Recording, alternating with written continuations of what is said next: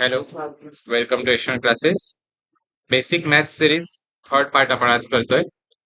बरेच सारे गोष्टी कव्हर करायचा प्रयत्न करूया. सर्वात पहिला टॉपिक असेल ऍडिशन. प्रॉब्लेम सुरू झाला. Addition of fractions. इथे बऱ्याच जणांची गाडी येऊन अडकते. फ्रॅक्शन म्हणजे काय? अंश छेदामध्ये अरुण पे अटेन्शन.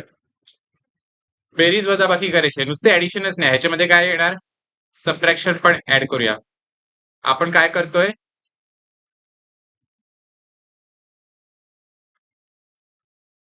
बेरीज वजाबाकी कोणाची? पी बाय क्यू फॉर्मॅट मध्ये असलेल्या नंबरची, म्हणजे अंश आणि छेद या रूपात जे नंबर्स असतात ना, त्यांची बेरीज वजाबाकी कशी करायची हा आपण बघतोय. ऑलरेडी तुम्ही शिकलेले आहात. ज्यांना येत आहे ते वेल अँड गुड, ज्यांना नाही येत त्यांनी आज नोट करून घ्या आणि याच्या पुढे चुकायचं नाही.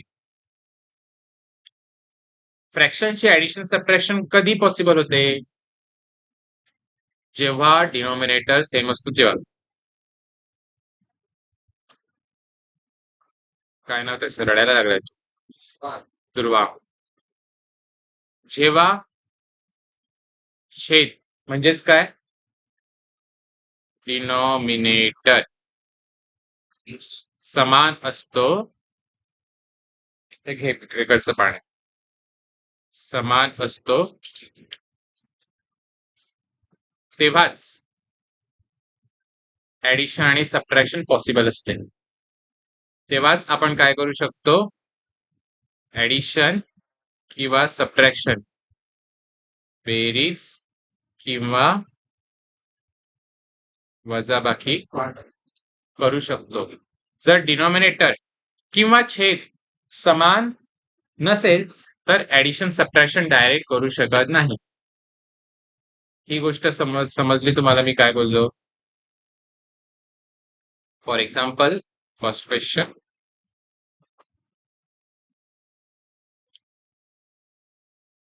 1/2 प्लस 1/3 ह्याची डायरेक्ट ऍडिशन होईल का अनन्या?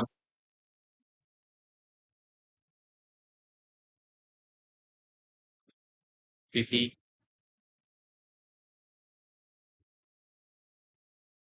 काय लिहिलंय वाच अनन्या? आपल्याला हे नकोय, आपल्याला हे हवंय. जेव्हा डिनॉमिनेटर समान असतो तेव्हाच ऍडिशन किंवा सबट्रॅक्शन आपण करू शकतो. इकडे डिनॉमिनेटर काय आहे?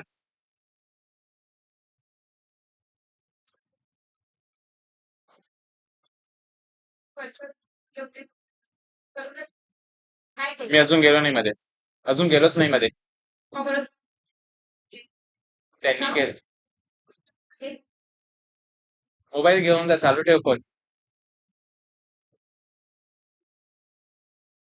इथे अनन्या डिनॉमिनेटर विचारला, तू मला पूर्ण फ्रॅक्शनच सांगतेस.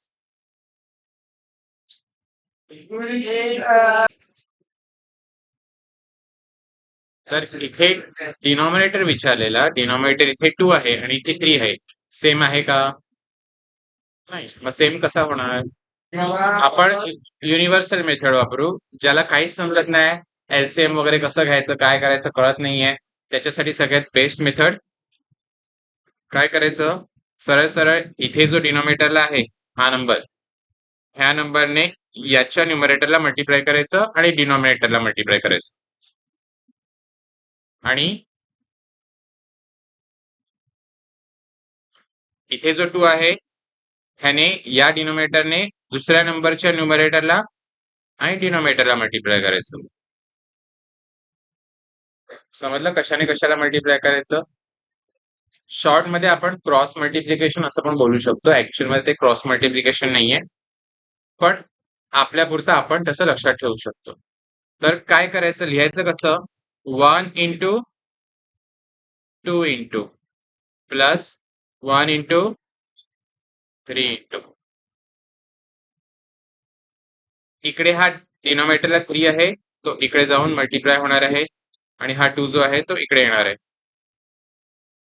3 1 जा 3 अपॉन 6, 2 1 जा 2 अपॉन 6. 3 प्लस 2 डिनॉमिनेटरची ऍडिशन करायची नाही. त्याचा स्क्वेअर पण होत नाही. एकच सिंगल 6 येणार. काहींना सवय असते ते ऍड करून टाकतात किंवा स्क्वेअर करतात, मल्टिप्लिकेशन करतात. तसं करायचं नाही. याच्या पुढे मला मिस्टेक झालेलं नकोय.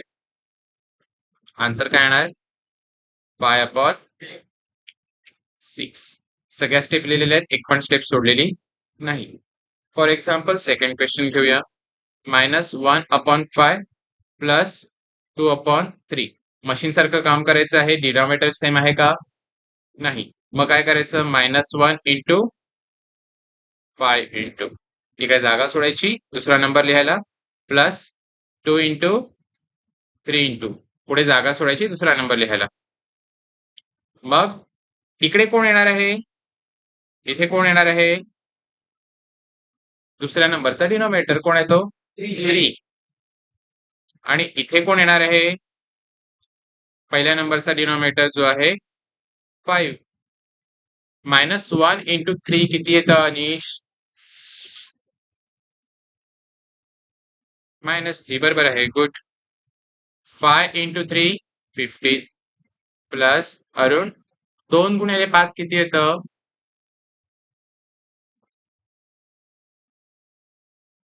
10.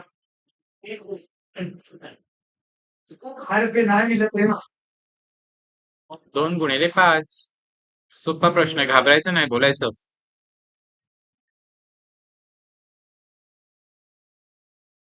दोनचा पाडा येतो 5 पर्यंत बोल.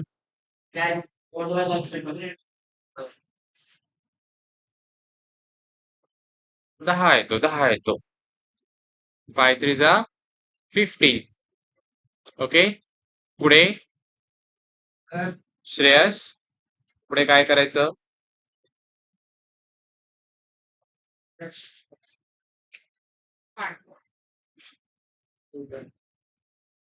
हा, कर ऍडिशन. बोल, काय लिहायला पाहिजे?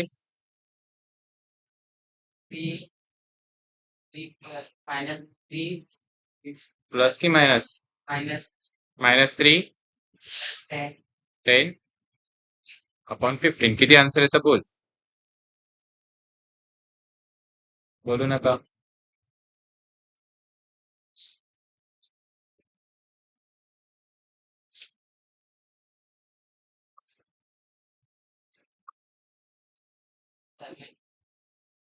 सेवन अपॉन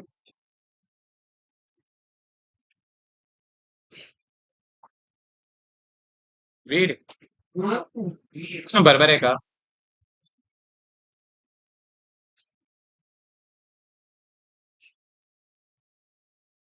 -3 प्लस 10 7. बरोबर आहे. मग काय करतो?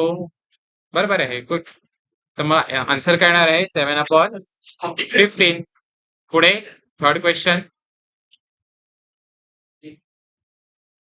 1 अपॉन 2 प्लस 3 अपॉन 4. आता जर नेहमी करतो तसं करायला गेलं तरी पण चालेल. अदरवाईज ज्यांचं थोडंसं डोकं चालतं, ज्यांना समजतात नंबर्स, तर इकडे 4 आहे आणि इकडे किती आहे? 2 आहे. दोघांचा डिनॉमिनेटर सेम करायचं ना आपल्याला, डायरेक्ट ऍडिशन होणार नाही. तर फक्त ह्याला इंटू 2 आणि इंटू 2 करून पण आपण हा क्वेश्चन सॉल्व्ह करू शकतो. त्याने काय होईल? 1 इंटू 2 2 होईल, 2 इंटू 2 4 होईल, आणि हा किती होईल? 3 अपॉन 4. असं करून सॉल्व्ह करू शकतो आपण. आणि ज्यांना नाही काही समजत त्यांनी आपण नेहमी सॉल्व्ह करतो त्या पद्धतीने 1 into 2 into plus 3 into 4 into. दुसरा इकडे नंबर कोणता येणार आहे? इकडचा 4 इकडे इकडे लिहायचा आणि इकडचा 2 इथे लिहायचा आणि नेहमी सॉल्व्ह करतो असं सॉल्व्ह करायचं. 4 1 जा 4, 4 2 जा 8, 3 2 जा 6, 4 2 जा 8. 4 प्लस 6 अपॉन 8, 4 प्लस 6 10 अपॉन 8. इथे मात्र रिड्यूस करायला विसरू नका, अदरवाईज तुमचा अर्धा मार्क कट होईल. जर एकाच नंबरने या दोन्ही नंबरला डिवाइड होत असेल तर त्याने डिवाइड करायचं, ह्याला बोलतात रिड्यूस करणे, छोटं करायचं उत्तर. जर एकाच नंबरने डिवाइड होत असेल, आता तुला तर दोनचा बाळा पण येत नाही, तू कसं काय सांगशील मला? मला सांग, दोनने जर 8ला भाग लावला तर किती उत्तर येईल? बे एक बे, बे दोन्ही 4, बेत्रिक 6, बेचोक 8. बोलायचं, घाबरायचं नाही, येतंय तुला. बेचोक 8 आणि बेपंचन 10. तर मराठी तर मराठी, घाबरायचं नाही. मराठीमध्ये पण बोलता आलं पाहिजे टेबल. इंग्लिशमध्ये काय वंजा टुंजा थिजा. मी पण मराठीत पाठ केलेले. 5/4. Okay. Last different question. 3 plus 2/3. हा क्वेश्चन कसा सॉल्व्ह करायचा आदर्श?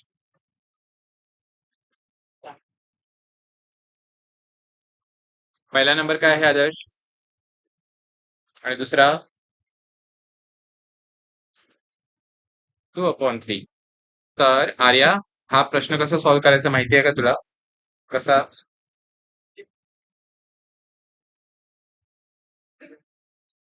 कसं क्रॉस मल्टिप्लिकेशन करणार? कितीचा नाही ना, ह्याचं डिनॉमिनेटरला कितीने मल्टिप्लाय करायचं? तर अशा क्वेश्चन मध्ये काय असतं, हा 3 दिसतोय आपल्याला, पण 3च्या डिनॉमिनेटरला कोण असतं? 1 प्लस 2/3. आता पुढे आपण नेहमी सॉल्व्ह करतो तसं सॉल्व्ह करा. 3 into 1 into plus 2 into 3 into आणि पुढे जाऊन सॉल्व्ह करा. समजलं कसं करायचंय मल्टिप्लिकेशन? आणि असं करून फ्रॅक्शन सॉल्व्ह करा. सिंगल नंबर असेल तर हो, जेव्हा आपल्याकडे नंबर सिंगल असतो, मी आता तुम्हाला इकडे काही बेसिक टर्म्स लिहून दाखवतो बघा, जे तुम्हाला हेल्प करतील समजायला गोष्टी. हे सगळ्यात सुरुवातीला शिकवायला हवं होतं, पण आपला टॉपिकच वेगळ्या टॉपिक वरून सुरू झाला तर मी काय घेतलं नाही ते. लक्ष द्या, सगळ्यांना या गोष्टी माहिती पाहिजेत.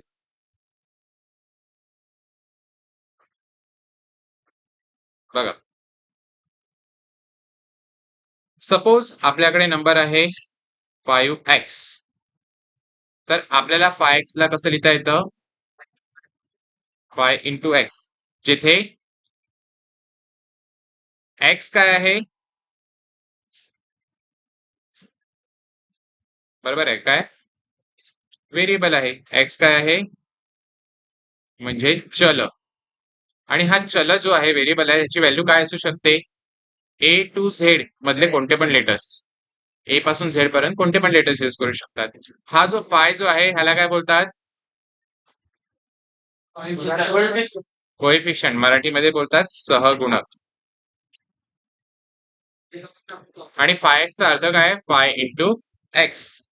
त्यानंतर अजून काही बेसिक गोष्टी ज्या आपल्याला माहिती पाहिजे. एक असतं x raise to zero. X raise to झिरोचा आन्सर काय येतं? 1. In case anything raise to zero, x raise to झिरोच नाही, तुम्ही इथे कोणता पण नंबर घ्या. For example 5 raise to zero घ्या, त्याचं पण आन्सर 1. -7/8 घ्या आणि त्याची पॉवर 0 लिहा, त्याचं पण आन्सर किती येणार आहे? 1च येणार आहे. ओके. अजून x/3 याचा अर्थ काय आहे? याचा अर्थ काय? x into 1/3. समजलं तुम्हाला ह्याचा अर्थ काय आहे? अजून नुसता x दिला असेल ह्याचा अर्थ काय? 1 इंटू एक्स पण चालेल, किंवा x/1 सुद्धा चालेल. हा पण अर्थ होतो त्याचा. अजून x ला जर पॉवर मध्ये लिहायला गेलो तर x ची पॉवर काय असते? 1 असते. ह्या गोष्टी आपल्याला माहिती पाहिजेत, कारण सिम्प्लिफिकेशन करताना, सोपं करताना, क्वेश्चन जो कॉम्प्लेक्स मध्ये असतो तो सोपा करताना आपल्याला याचा फायदा होतो. अजून 1/y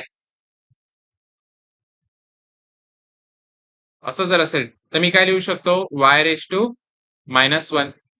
हा कोणता रूल आहे इंडायसिसचा? 1/x⁻a is equal to x⁻⁻a rule प्रमाणे आहे. समजलं? आणखी एक महत्वाची गोष्ट जी मी कुठे देऊ, खालीच लिहितो. खूप महत्वाची गोष्ट आहे, ए डिवाइड बाय बी. ह्याला मी कसं लिहू शकतो? ह्याला मी असं पण लिहू शकतो. अजून कसं लिहू शकतो? ए इज टू बी पण लिहू शकतो रेशिओ मध्ये, गुणोत्तरामध्ये पण लिहू शकतो. अजून कसं लिहू शकतो?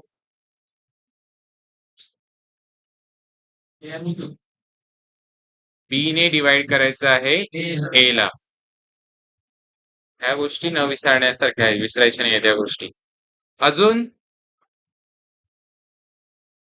मायनस ए अपॉन बी हे इक्वल असतं ए अपॉन मायनस बी ला, किंवा हे इक्वल असतं ए अपॉन बी आणि त्याच्या पुढे साइन टाकायचं मायनस.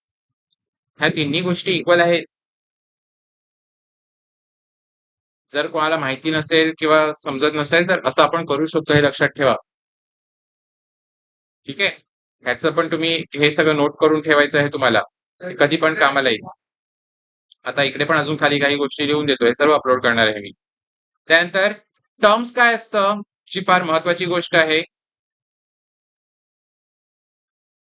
जसं की 3y ही एक टर्म आहे, 5z² ही एक टर्म आहे, 3x² अपॉन y ही एक टर्म आहे. ओके, ह्या ज्या टर्म्स आहेत ना, ह्याच्यामध्ये एक एकच टर्म आहे ही. तर आपण या टर्म्सचे वेगवेगळे टाईप पाडतो, वेगवेगळे प्रकार पाडतो. हे 9th स्टँडर्डला परत आहे आपल्याला 3rd चॅप्टर मध्ये, पण मी ते आता शिकवतो कारण ती परत परत लागणारी गोष्ट आहे. कारण तुम्हाला ज्या मी काल बोललो ना, अल्जेब्राइक एक्सप्रेशन सॉल्व्ह करतोय आपण, त्याच्यामध्ये ह्या गोष्टी येतात, किंवा कोणताही इक्वेशन सॉल्व्ह करायला घेतो त्याच्यामध्ये ह्या गोष्टी येतातच येतात. तर एक असतं मोनोमियल टर्म,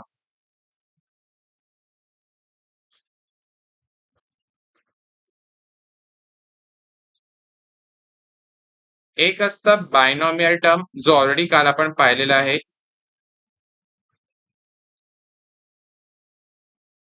आणि एक आहे trinomial term.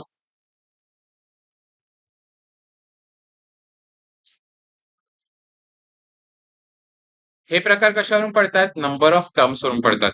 For example, me example घेतो, मला समजेल. मोनोमियल टर्मचं एक्झाम्पल काय असू शकतं? जसं की 3xy हे एक एक्झाम्पल झालं. अजून 3x खूप छोटा आहे, मोठा टर्म घेतो, 5xy²z, किंवा अजून काहीतरी विचित्र पाहिजे, -8/5a²bcxy²z. काय पण असू दे, पण सगळं मल्टिप्लिकेशन मध्ये पाहिजे. मध्ये एकतरी ऍडिशन सबट्रॅक्शन दिसतंय का? तुम्ही म्हटले सर हा -8/5 सबट्रॅक्शन आहे, तो नंबर मायनस मध्ये आहे, ऋण नंबर आहे, तो निगेटिव्ह नंबर आहे, तो त्याच्यामध्ये प्लस मायनस नाही आहे. तर मोनोमेल म्हणजे काय समजलं तुम्हाला? मोनोमेल म्हणजे काय कळलं? बायनॉमियल म्हणजे कसं ओळखायचं? तर 3xy+2 या प्लस मुळे इथे दोन टर्म सेपरेट झाले, म्हणून त्याला बोलायचं बायनॉमियल. अजून एक्झाम्पल, 8/3yz -2/5x²yz. तुम्हाला वाटेल अरे बरेच सारे टर्म्स आहेत, पण ऍक्च्युअली फक्त हा मायनस घेतला तर या मायनसमुळे हा टर्म आणि हा टर्म सेपरेट होताना दिसतोय, आणि अशा पद्धतीने इकडे फक्त किती दोन टर्म्स आहेत फक्त, आणि याला आपण काय बोलायचं? Binomial term. मराठीत आता ह्याला काय म्हणतात? बहुतेक एकपदीय चले असं काहीतरी आहे, ते आता मी नाव विसरलो. ठीक आहे, तर ते मराठीमध्ये येईल आपल्याला, तेव्हा बघू. आपल्याला फक्त ओळखायचे टर्म्स किती आहेत, ते तेवढं तुला इनफ आहे त्याच्यासाठी प्रॅक्टिस करायला. पण तुझी सुरुवात पाड्यांपासून आहे, एवढं लक्षात ठेव. मला यात 4 दिवसानंतर तुझे 20 पर्यंत परफेक्ट पाढे पाठ पाहिजे. होमवर्कच्या वहीत लिहून घे, मला पाढे पाठ करायला सांगितलं. ट्रायनोमियल मध्ये कसं करणार? 3 टर्म असतील, प्लस मायनसने सेपरेट होतील. For example 3x plus 5y minus 2z, किंवा -8/3 y² ZAB मायनस नुसता फक्त एक टर्म असेल 3 प्लस रूट मध्ये नंबर असेल 6 ZY² समथिंग समथिंग. तर इकडे काय झालं, हा मायनस आणि हा प्लस याच्यामुळे 1, 2 आणि 3 टर्म तयार होतात, म्हणून त्याला काय म्हणायचं, ट्रायनोमियल टर्म्स म्हणायचे. पुढे लिनियर लिनियर टर्म काय असतं, किंवा आता पुढे हे सांगायची गरज आठवत नाही, गरज वाटत नाही मला. आणखी काय सांगू मी तुम्हाला, लाईक टर्म्स काय असतात ते बघूया.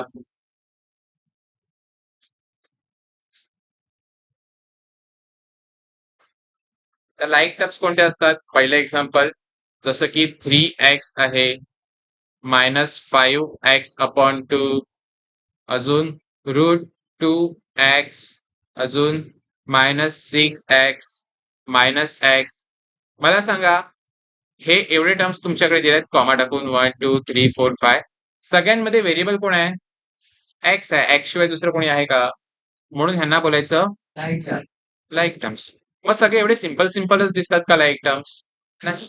For example 3x² y/3 5/6 z³ yx² -8/3 yx² z³. मला सांगा, हे लाईक टर्म्स आहेत का, किती टर्म्स आहेत, 3 टर्म्स आहेत. एवढं तर ओळखता येतं तुम्हाला सर्वांना. आता x² आहे, इथे पण x² आहे, इथे पण x² आहे. Very good.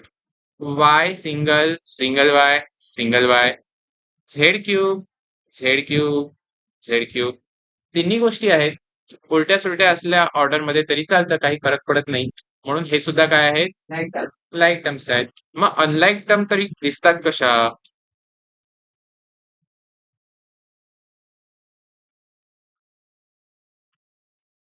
या अनलाईक टर्म दिसतात तरी कशा ते चेक करूया.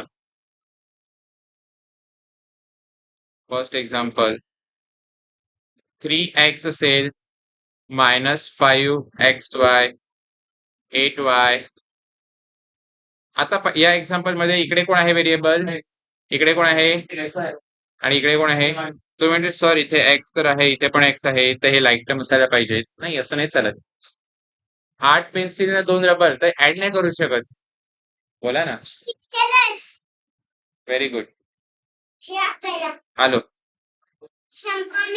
हा, तर एक्स एक्स वाय वाय असे टर्म्स आहेत. अजून सेकंड एक्झाम्पल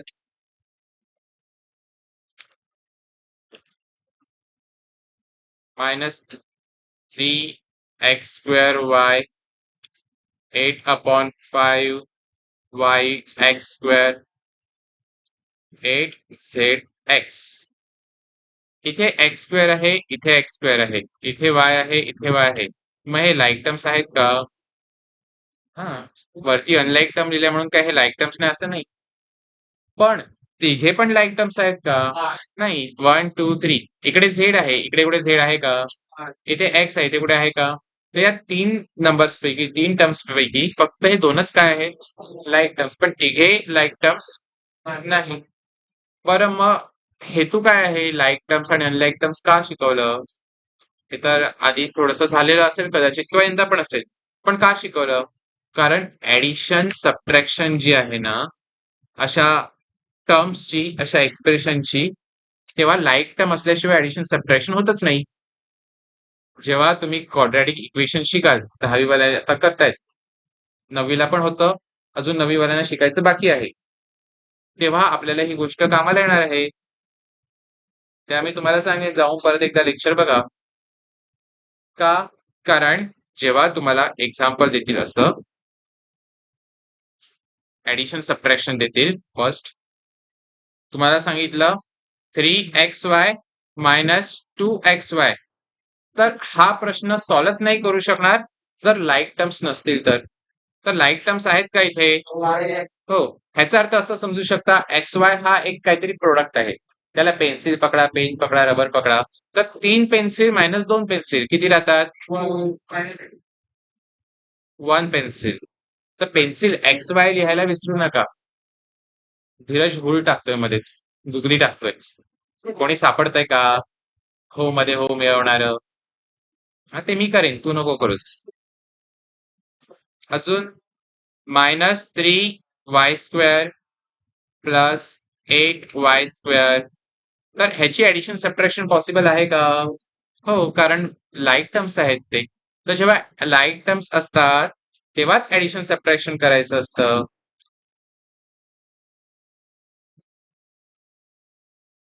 हिंदी मराठी एकत्र करतो मी, इंग्लिश मराठी.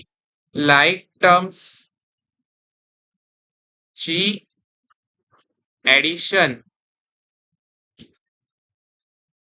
किंवा सबट्रॅक्शन करून उत्तर जे येतंय ते सुद्धा लाईक टर्मच येतं.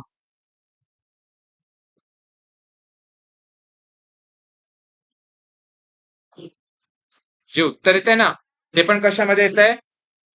लाईक टर्म मध्येच येते. For example -3y² plus 8y². Answer काय यायला पाहिजे? +5y². हो, लगेच आलो.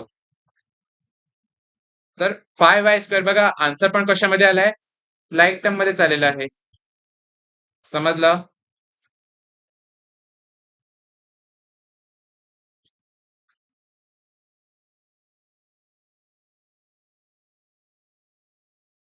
आदर्श तू नको बोलूस. जिज्ञा 8z प्लस 3y किती आन्सर येईल?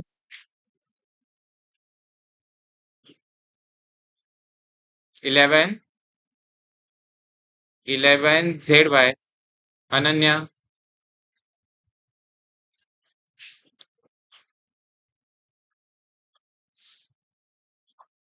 अरुण तुला काय बोलायचंय?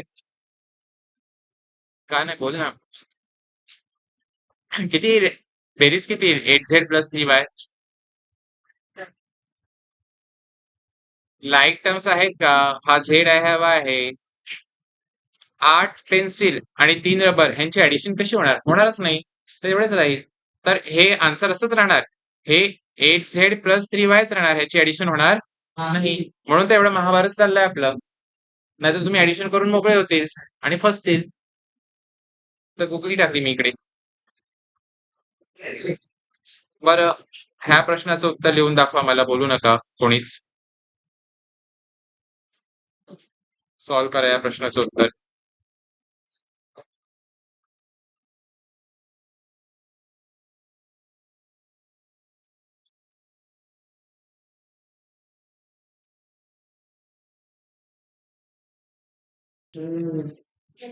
हा, काय आन्सर आलायचं? मायनस डायरेक्ट करू शकतो आपण. पहिला लाईक टर्म्स आहेत का? x², y z हो लाईक टर्म्स आहेत. मग सबट्रॅक्शनचे रूल वापरायचे. तुम्हाला डायरेक्ट करायचं डायरेक्ट करा. डायरेक्ट काय आहे रूल? मायनस मायनस प्लस होतं आणि मायनस साईन द्यायचं. 8x²y z. ठीक आहे. तर हे झालं ऍडिशन सबट्रॅक्शन कशी करायची लाईक टर्म्सची. मग मल्टिप्लिकेशन डिव्हिजन कसं करायचं ते काल ऑलरेडी आपण थोडंसं पाहिलेलं होतं. ह्याच्यामध्ये रूल्स ऑफ इंडायसिस लागतात मल्टिप्लिकेशन डिव्हिजन मध्ये. कळलं?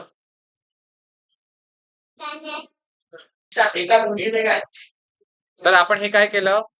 ऍडिशन सबट्रॅक्शन लाईक टर्म्सचं अल्जेब्राईक एक प्रकारचं हे अल्जेब्राईक एक्सप्रेशनचं ऍडिशन सबट्रॅक्शन होतं ना.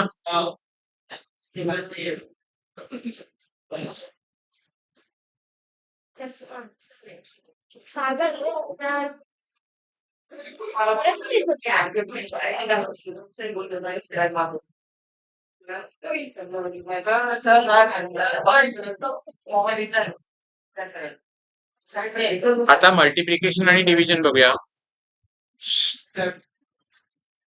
म्हणजे गुणाकार आणि भागाकार कसा होतो?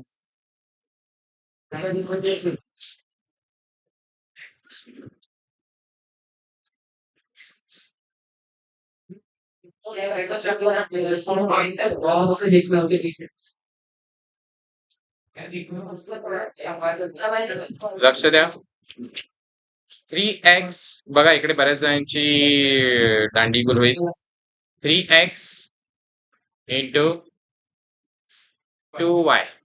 Slope is saying 6xy. चलो गोली लगाओ. कितने लोगों को लगता है बराबर आंसर है?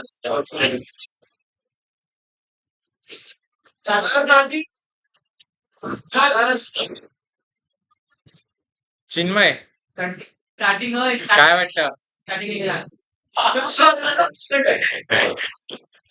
आन्सर बरोबर आहे का? Very good. तर हे सॉल्व्ह कसं करायचं? बघा इकडे नंबरचं नंबर सोबत मल्टिप्लिकेशन होतं. दॅट इज 3 into 2 6 आणि x आणि y चं मल्टिप्लिकेशन होत नाही, ते तसेच राहतात, xy होतात. तर आन्सर काय आलं? 6xy. सेकंड क्वेश्चन बघूया. श्रेयस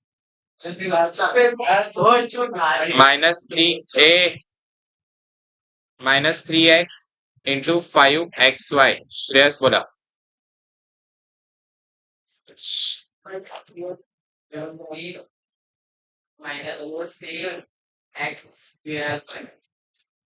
तो म्हणतो -15x²y. सोडायला पाहिजे एखादा पक्का. काय बोलतो काय नाही काय बरं ठीक आहे, नाही असू दे, आता तर बोलून झालं त्याचं. तर -3 into 5 पहिल्या नंबरची मल्टिप्लिकेशन करा. That is -15. x into x, x ची पॉवर इकडे किती आहे 1 आणि इकडे पण किती आहे 1, तर त्याची पॉवर किती होणार? 1 + 1 2 x² आणि y. Third question -8x² into half y raised to -2 x³. So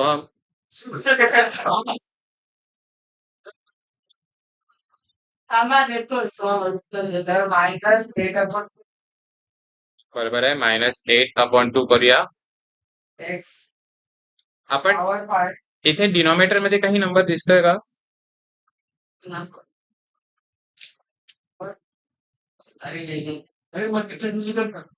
y raised to -2 आहे ना, याचा अर्थ काय? डिव्हिजनला y² आहे.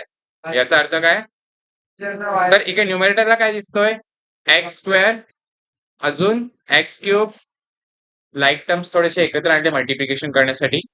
अजून कोण आहे? y आणि डिव्हिजनला आहे y².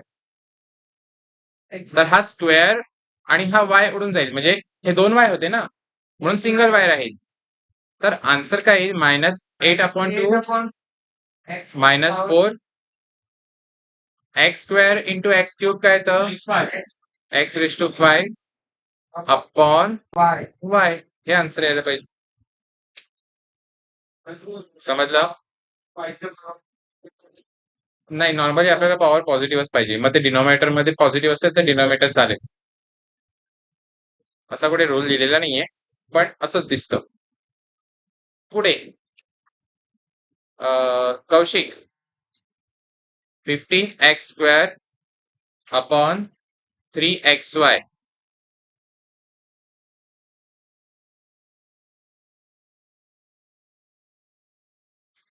तर 15/3 हे तर नंबर्स आहेत ना. x² म्हणजे काय? x into x आणि डिव्हिजनला काय आहे? x into y.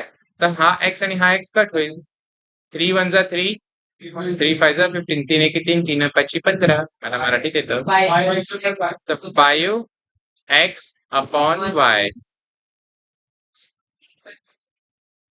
ओके, अजून एक last question. -5a raised to -4 upon a². हा क्वेश्चन कसा सॉल्व्ह करणार? सगळे इंडायसेसचे रूल असतात इकडे, जास्त नाही. -5 अपॉन हा a raised to -4 म्हणजे काय? डिव्हिजनला a⁴ आणि हा a² आहे, तर -5 अपॉन a⁶ होणार. आता एवढी जी काही एक्सरसाइज केली आपण, ती एक्सरसाइज जर आपण थोडीशी डोक्यात ठेवली तर एवढं नॉलेज यूज करून आपण आता अल्जेब्राइक एक्सप्रेशन ज्या कॉम्प्लेक्स वाल्या आहेत ना ते सॉल्व्ह करू शकतो. तर त्यातले मी 2-3 क्वेश्चन तुम्हाला सॉल्व्ह करून दाखवतो. ते कसे आपल्याला हेल्पफुल ठरतात ते बघूया. तसे क्वेश्चन 8वी ला होते मागच्या वर्षी तुम्हाला. 8th स्टँडर्डला कुठल्यातरी एका चॅप्टर मध्ये मॅथ्स मध्ये ते क्वेश्चन होते. तर आता माझ्याकडे तिकडे बेसिक मॅथ्स सिरीजची हे काढ. तिकडे फाईल आहे बघ. ते.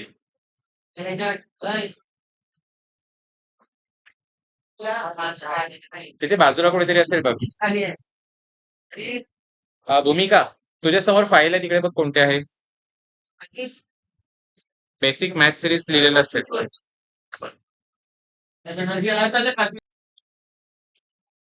लक्ष द्या. आता आपण जे काही शिकलेलो आहे ते सर्व नॉलेज इथे यूज करून हे इक्वेशन सॉल्व्ह करायचा प्रयत्न करूया. फर्स्ट क्वेश्चन आहे 17p minus 2 is equal to 49. पहिला काय करायला पाहिजे. आपल्याला काय करायचंय पी ची व्हॅल्यू फाइंड करायची आहे. पी सोबत कोण आहे. कसं आहे. आणि याच्यासोबत पण अजून कोण आहे. 2 आणि तो कसा आहे. म्हणून सर्वात पहिला या 2 ला राईट साईडला पाठवायचं. मग काय होईल 49 प्लस 2 आणि इकडे किती राहील 17p.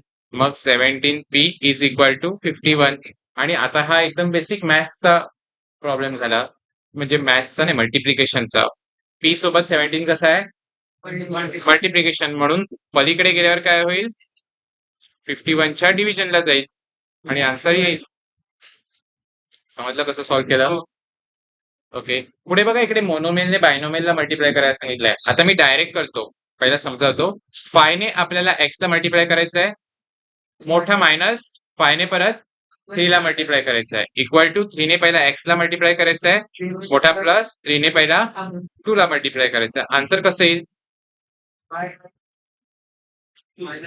Is equal to x plus 3 छोटा होता है.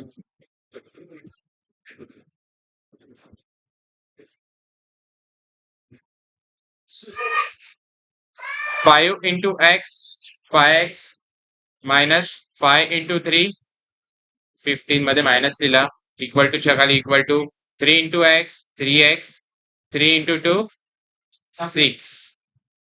लाईक टर्म सगळे एका बाजूला ठेवा. हा 5x आहे तो इकडेच ठेवूया आणि हा 3x आहे तो लेफ्ट साईडला पाठवूया. हा मायनस 15 आहे तो इकडे 15 जो आहे तो मायनस मध्ये आहे. 15 ला तिकडे पाठवून प्लस करूया. समजतंय कसं करायला पाहिजे होतं. तर 5x मायनस 3x हा 6 असाच लिहा प्लस 15. सॉल्व्ह केला तर काय 5x minus 3x 2x 6 plus 15 21. तर x इज इक्वल टू किती यायला पाहिजे आन्सर 21/2. एवढंच ठेवा किंवा पॉईंट मध्ये आन्सर करा तुमची चॉईस. पुढे 1.5 हा 5th वाला क्वेश्चन कसा सॉल्व्ह करणार. दोन पद्धतीने करू शकतो. पहिला पूर्ण इक्वेशनला 8 ने मल्टिप्लाय करून डिनोमिनेटर हटवून टाका आणि मग सॉल्व्ह करा. किंवा हा 9x/8 आहे तो असाच ठेवा आणि हा +1 आहे तो पहिला इकडे पाठवा. तर ही सेकंड मेथड आपण ट्राय करूया. आपण काय करूया हा +1 आहे ना तो राईट साईडला पाठवूया. मग काय होईल 10 - 1 आणि इकडे कोण उरेल मग 10 - 1 9 आणि इकडे काय होईल 9x/8. आता x सोबत कोण आहे 9 कसा आहे आणि 8 कसा आहे. मग काय होईल हा 9 असाच लिहितो हा x लिहितो. सगळ्यात पहिला x सोबत 8 कसा आहे तिकडे जाऊन काय होणार x सोबत 9 कसा आहे तो डिव्हिजनला जाणार. 9 9 कट झालं x is equal to 8 answer आलं. नवीवाल्यांना आठवतंय मागच्या वर्षी केलेलं. Okay. Last question y - 4/3 plus 3y is equal to 4. कसं सॉल्व्ह करायचं 3y ला तिकडे पाठवूया. चला ठीक आहे. 3y ला तिकडे पाठवल्यावर काय होईल 4 - 3y आणि इकडे काय उरेल y - 4/3. 3. पुढे काय करू?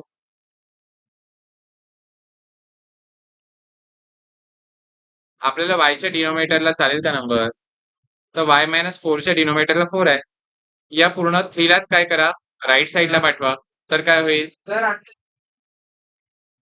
तोच अर्थ झाला. 3 ने 3 ला या बाजूला पाठवा. 4 मायनस 3y. मग मोनोमेलने बायनोमेलला मल्टिप्लाय करा. 3 4 जा 12, 3 चौक 12, 3 त्रिक 9, y मायनस 4. आता इक्वेशन सिम्प्लिफाईड झाली. हा मायनस 9y मोठा नंबर आहे, मायनस मध्ये आहे. ह्यालाच आपण लेफ्ट साईडला आणूया. तर y प्लस 9y आणि हा मायनस 4 आहे त्याला राईट साईडला नेऊया. 12 plus 4 9 1y plus 9y 10y is equal to 16. y is equal to 16 upon 10 which is equal to 1.6. 1.6. फक्त एक पॉईंट शिफ्ट करायचा कारण डिनोमिनेटरला एक 0 आहे.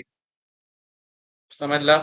तर आता जे काही आपण शिकलेलो आहोत आतापर्यंत ते सगळं नॉलेज अप्लाय केलं तर असे क्वेश्चन्स पटापट सॉल्व्ह होतात. क्वाड्रॅटिक इक्वेशन जे शिकलो त्याच्यामध्ये पण तुम्हाला कामाला येतात कॉन्स्टंट वगैरे काढायला बाहेर. ठीक आहे? हे लेक्चर आपण इकडे थांबवूया.